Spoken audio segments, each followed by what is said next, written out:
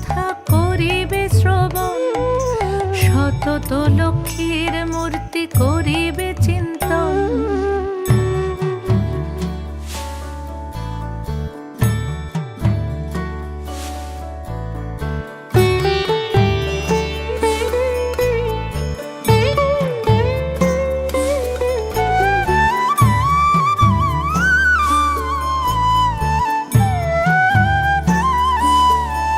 ব্রত শেষে উলুধ্বনি দিয়ে প্রণাম